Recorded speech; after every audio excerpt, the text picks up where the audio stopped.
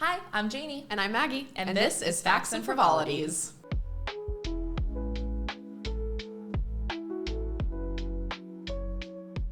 Let's see, you'll be watching this in about a month, but we just watched The Odyssey. And it was so good. But I just thought of it because Maggie's nails currently are painted. Would you like to share? Yes. They are Cersei's island after the men have been turned into pigs.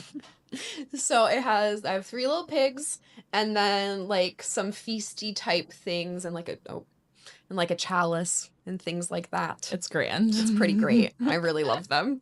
They make people smile when I explain what they are. First they go, huh? And then I say, it's the men after they've been turned to pigs on Cersei's island. And they go, huh. Yeah. But they're 2 different humpies, you know? Yeah, for sure. Yeah. Definitely. About 2 years ago, I think, I started saying, everything just always works out for me, like as a joke. And then I just started saying it all the time. And then anytime something went good for me, I would go, well, that's just because everything just always works out for me. That was almost 6 years ago. No. It was right after we moved to Chattanooga, which we did 6 years ago.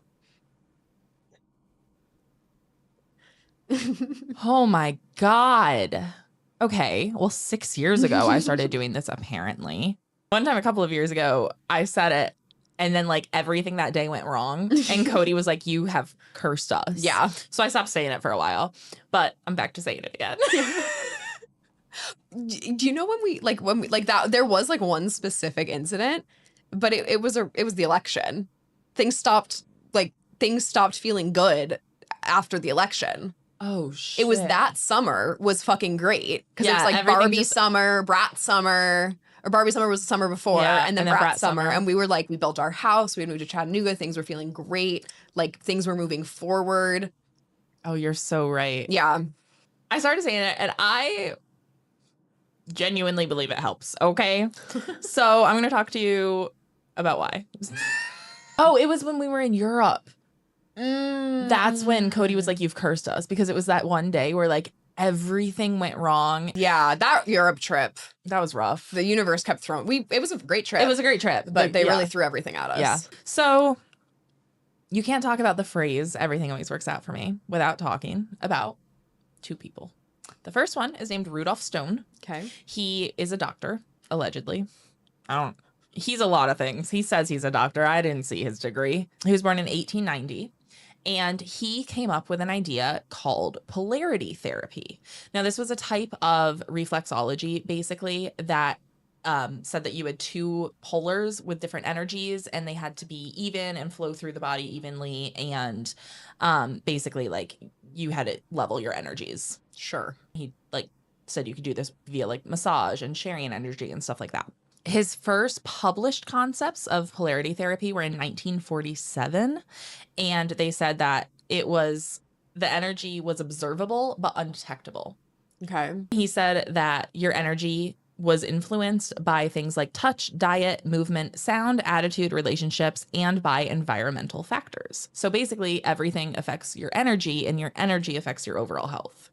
Yeah, that makes sense. Sure. Like, if we're using energy to mean that, sure. Yeah. One of the big things that he was a proponent of was positive thinking. He said that, this is a direct quote from him in his book, Health Building, "We become what we contemplate. Negative thoughts and fears make grooves in the mind as negative energy waves of despondency and hopelessness. We cannot think negative thoughts and reap positive results, and therefore we must assert the positive and maintain a positive pattern of thinking and acting." So this guy's basically like, if you're positive, you won't be negative. So next, we're going to talk about Neville Goddard. I don't know. Goddard Goddard? is usually, yeah, that sounds right. He was born 15 years later in 1905, but they did run in very similar circles. He started as a dancer at the Hippodrome. Huh. While dancing at the Hippodrome, he also started teaching about hypnosis and manifestation. And he started coming up with a lot of ideas around this, learning more about it, reading some of Rudolph Stone's work, building on that. From his scientific background as a dancer. Correct. Okay. Yep. Between 1939 and 1964, Neville Goddard wrote 15 books and produced over 500 lectures. Essentially, his main point was your inner assumptions create your outer experience. It took 15 books to explain that. Okay, I did, as I was looking at his books, they all have like very similar titles too. And I was just looking through them like, how many ways can you say this? So this is a tangent that you can fully cut if it doesn't work, but I'm deeply anti self-help. Not because I don't believe that you can help yourself or that you shouldn't take advice from other people, but the kind of person that would publish 15 books saying the exact same thing is not the kind of person you should be taking life advice from. And I just think it's important to look at the background of the self-help book that you're buying and think to yourself, does this person actually have the knowledge, not just to give me advice, but to monetize and sell and become rich from this advice? And I think usually, no. Now, I'm not going to say Neville Goddard started a cult. In 1929, he had a ministry called Religion of Love. Sure.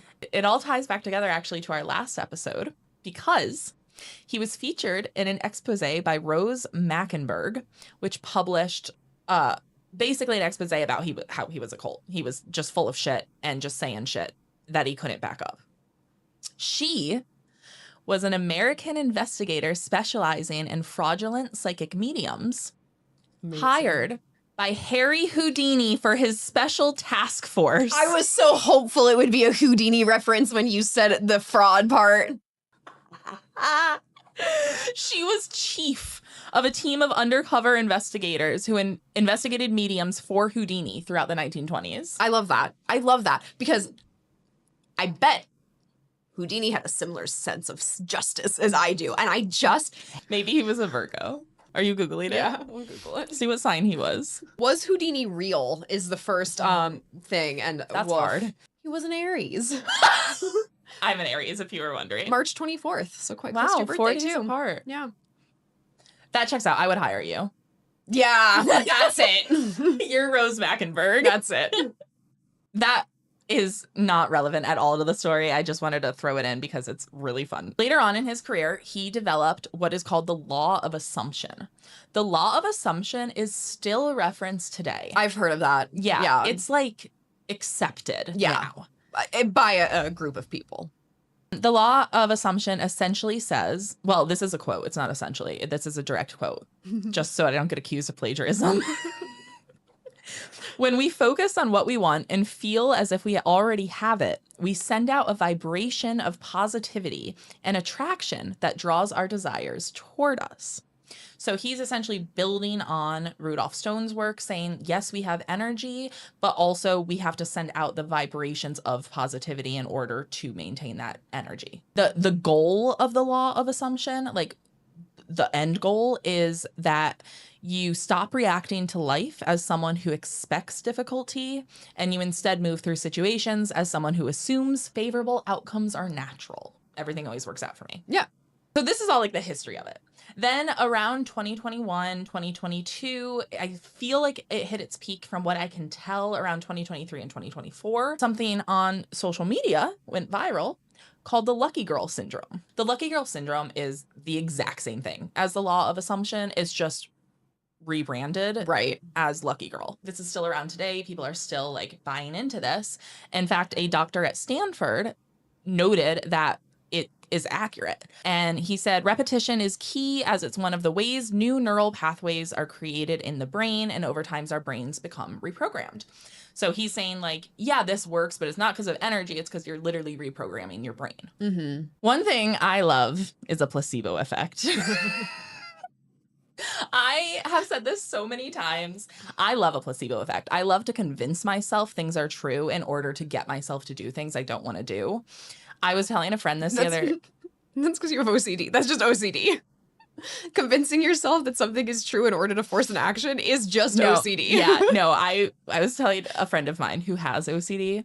I was telling him the other day that I will literally try to trigger OCD in order to convince me to do something that I know I need to do. If you can't get your mental illness to work for you, what's the point of having one? I will literally convince myself that like if I don't brush my teeth before 10 a.m., my teeth will fall out. And I will work as hard as I can to convince myself that that is true.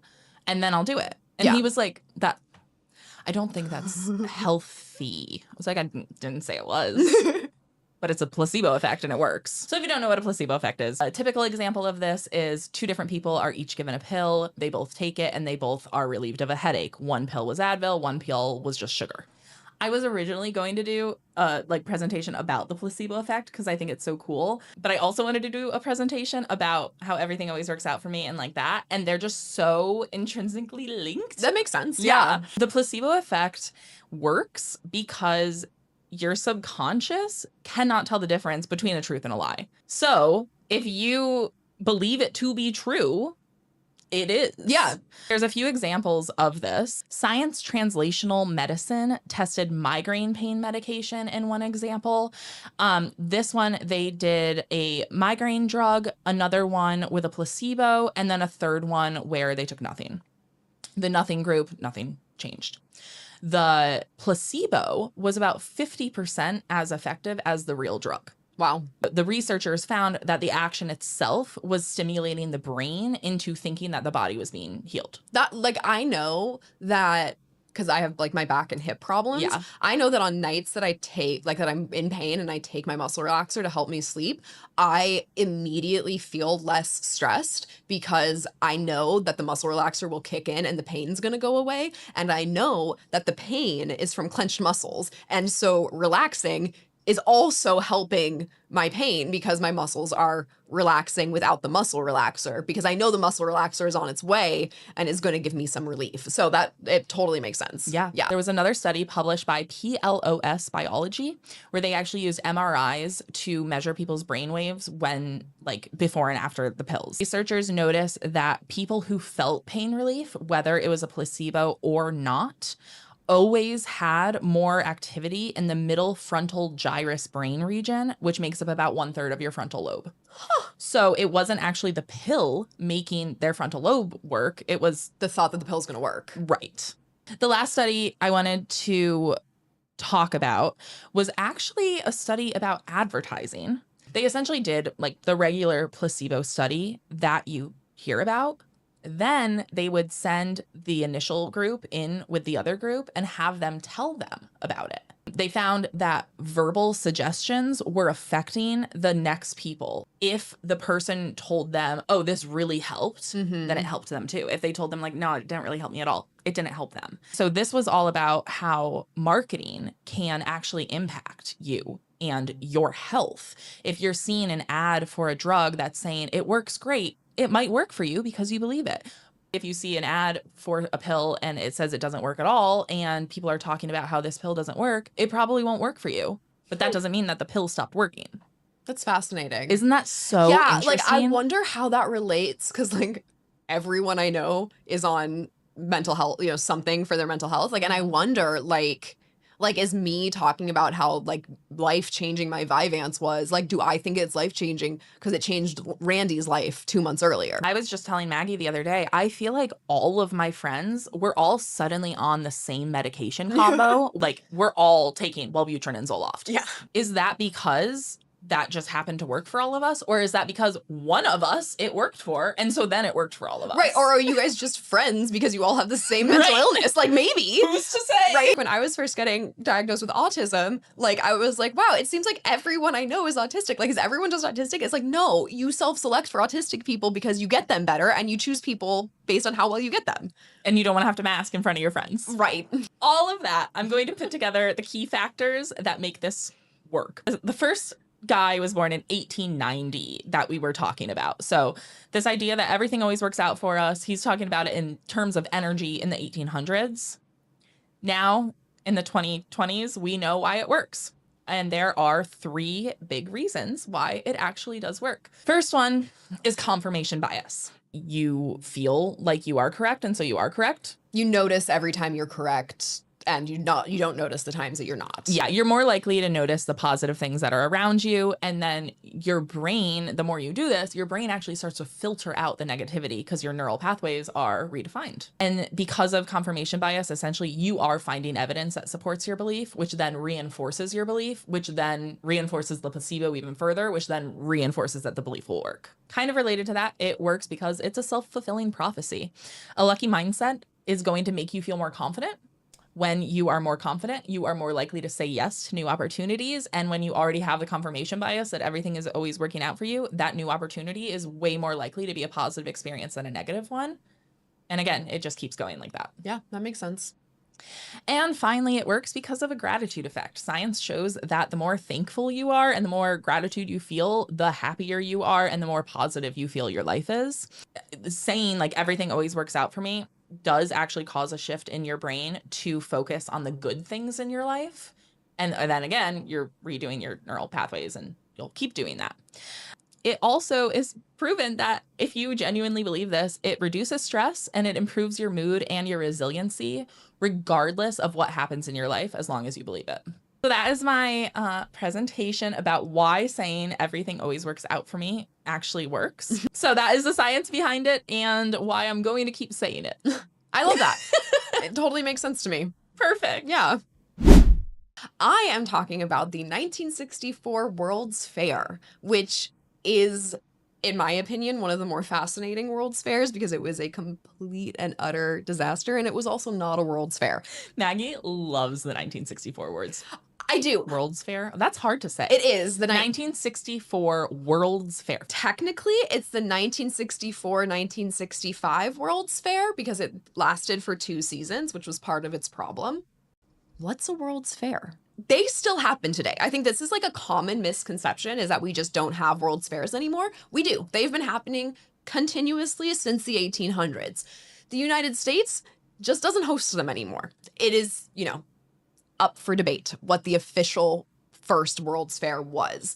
The oldest that can retain that title was in 1791 in Prague. And it was just a celebration of Czech manufacturing. So it was just a giant fair that lasted over months, and people came and looked at technology, which is essentially what a World's Fair is. The one that is often credited as the very first was in 1844 in Paris. France does still control World's Fairs. The international body that certifies World's Fairs is based in France. And they had a history of basically manufacturing fairs, national pride fairs, starting in the 1700s after the Revolution. And they were essentially propaganda pieces to get people to come together and have a big national pride party to get people to buy in to the post-revolution government. That was the plan. And they ran continuously from 1798 to 1849 every single year. They would have a big expo. The biggest one was the 1844, and it was called the French Industrial Exhibition. And that was the one that sort of brought in the world. That one then inspired Prince Albert to do the 1851 fair in London, which was the Great Exhibition. And that's where the Crystal Palace was built for the 1851 Great Exhibition. Eiffel Tower was also a World's Fair build. So was the Space Needle in Seattle. There are a bunch of them all over the country. And the big globe in Knoxville. It's like a tower with a globe on it. Yeah. That's from the World's Fair that was in Knoxville. Oh, yeah. Yeah. We've seen that. Yeah. Pretty much since the 1851 in England, they sort of just kept happening many years over and over again and sort of moving around. I actually have an ancestor that worked on the 1893 World's Columbian Exhibition in Chicago. That's the one that's famous for H.H. Holmes, the serial killer. He was operating around that World's Fair because World's Fairs bring people in from all over the world, so it's really easy to disappear. My ancestor was just a bank president, so I'm pretty sure he was just giving them the money. We have a framed photo of him. We do, yeah. John P. Odell. I can't find anything about him. I'm assuming he was evil. That fair is where the first Ferris wheel was ever debuted. Wow. Yeah. What year was that? 1893. Wow. Yeah. And that was in Chicago. The World's Fairs were really like in industry focused through the Industrial Revolution. After the Industrial Revolution, they became less focused on industry and manufacturing and more on like cultural exchange and national pride was kind of the idea. And the 1964 World's Fair sits like right sort of at the end of that. It should have been the apex, but it kind of failed. The 1964 World's Fair took place in New York City. There was an official World's Fair in 1939 in New York City, and the site of that fair had basically sat fallow since then. It was supposed to be a park called Flushing Meadow, but no one ever like maintained it or kept up with it. So it just became really run down and, it wasn't like a safe place to be anymore. The 1964 World's Fair was proposed as a way to revitalize that area that was already set aside for a World's Fair and use that to develop the space and make it into something usable after the fair as well. Because like I said, there's a whole bunch of different monuments that come from World's Fairs. World's Fairs are responsible for a lot of infrastructure in cities because you build all these buildings and then they're still there when the fair is over, theoretically. Oh no. First, Robert Moses. He was the developer that wanted to develop Flushing Meadow, so he eventually became president of the committee that would start the World's Fair. His plan was to run the World's Fair for 2 years, 2 seasons with a closed season during the winter, and he was estimating 70 million visitors during those 2 years. And if this works out, it's a boon for the city, right? Because you have people coming in from all over the world, learning all about your city, spending money, not just in the fair, but around it. It could be really good. He had to get approval from Congress because there was going to be federal money involved. And he also had to get approval from the Bureau International des Expositions, Exhibition, the French body that is in charge of. That was beautiful. Thank you. The French body that's in charge of World Fairs, because you have to be officially certified as a World's Fair to be an official World's Fair. And there were a couple things that the 1964 fair was trying to do that disallowed them from becoming a World's Fair because they could only run for 6 months maximum. Because if it's running for more than 6 months, it's not a fair anymore. It's just an amusement park. Yeah. You also can't charge any exhibitors to be at the fair because, again, the idea is that these people are all welcomed to then show their technology, and the fair makes money through ticket sales, merchandise sales, those kinds of things. The fair was not devised as a World's Fair. It was devised as a way to develop the area. So they wanted to charge rent to the exhibitors. You can also only have a certified World's Fair in your country every 10 years. There hadn't been one within that 10-year period, but Moses refused to negotiate. These were not hard and fast rules. These rules had been changed before. The New York World's Fair, the 39 one, did run for 2 seasons, and it was an official World's Fair. They just negotiated with the body. Moses didn't want to negotiate with the French. He actually called them a bunch of clowns in Paris. So they were like, okay, fine. You don't get to be a World's Fair. Good luck. Yeah, that seems fair. So they officially certified the 1962 Seattle World's Fair, which is where the Space Needle comes from. Also the monorail debuted there. That's fun. There's a monorail in Seattle from the World's Fair. Wow. Yeah, it's one of the only municipal monorails. I think it might be the only municipal monorail in the country. That's cool. I don't know if the one at the Orlando airport counts. The governing body advised their members not to join the 1964 quote unquote World's Fair because it's not official.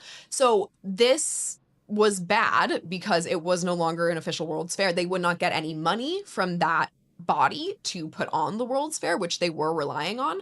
However, the one cool thing that it did was it meant that like large European nations like Italy and France and England were not involved in this fair. So it opened up opportunities for other countries. So like Indonesia got a pavilion at this market, and that is actually like credited towards opening white America's mind to more like ethnicities and cultures, because it was the first time a lot of white America was interacting with, you know, foods from ethnicities that they hadn't interacted. You know, it was the 60s. So like this is the beginning of Americans eating a lot of international food.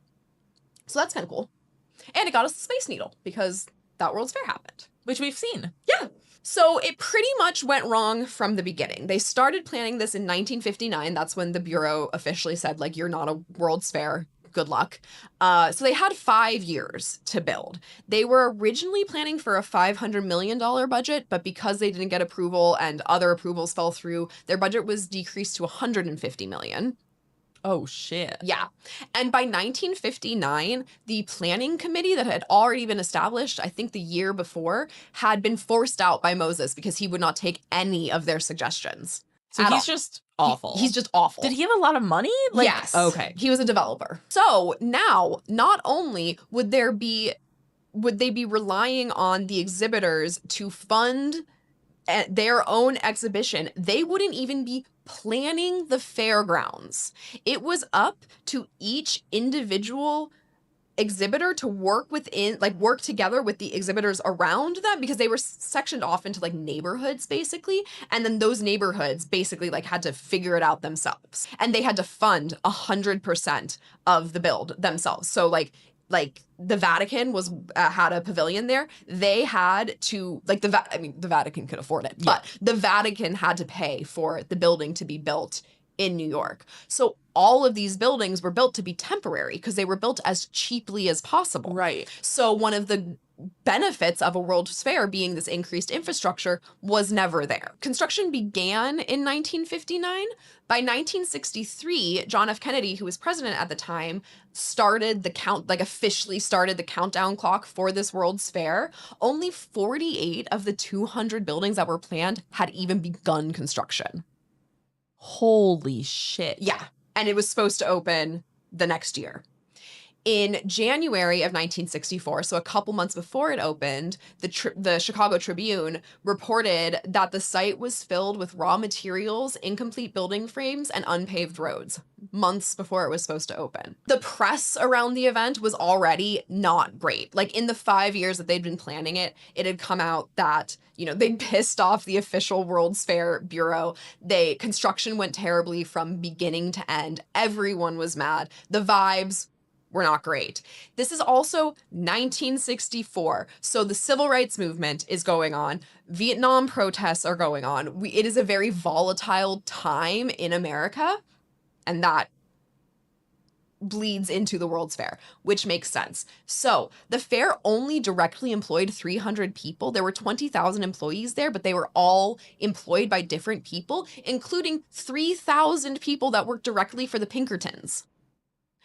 That were just doing like support work. So cops, firefighters, ticket takers, wow. General support. Was 3,000 Pinkertons. So there was no unity here. One of the things that people were most mad about was all of the money that was being invested in this fair, when New York City in 1964 really could have used that investment in other places.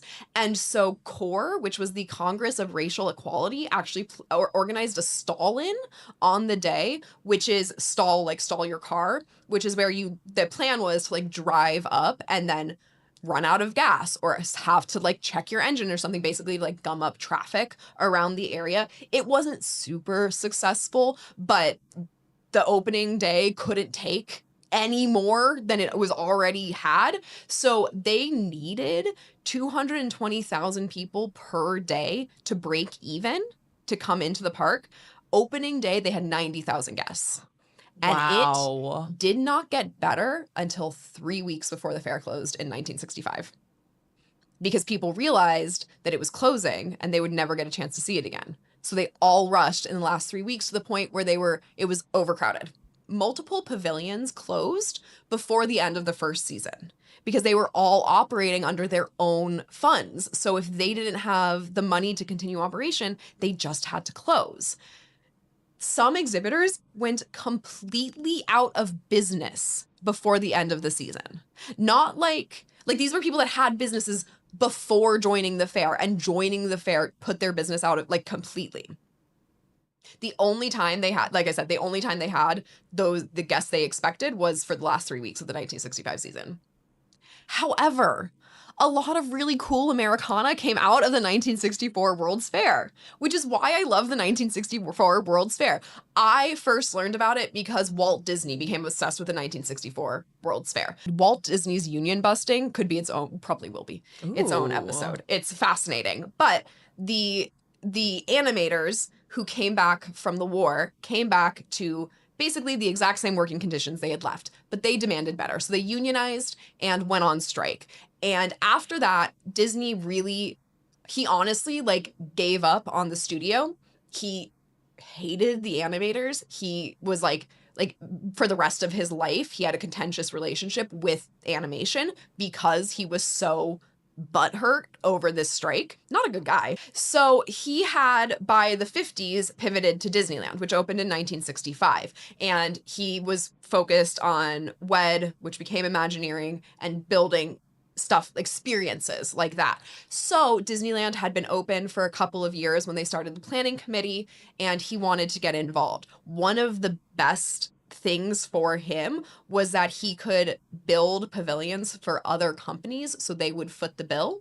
So Disney had Ford's Magic Skyway, which was a ride where you rode in a Ford Mustang, which debuted at the 1964 World's Fair. Small World started at the 1964 World's Fair. It was the UNICEF pavilion, hence the little kids. I have a tattoo of the Tower of the Four Winds, which was a kinetic sculpture that was put over the Small World Pavilion, designed by Rolly Crump, my favorite Imagineer.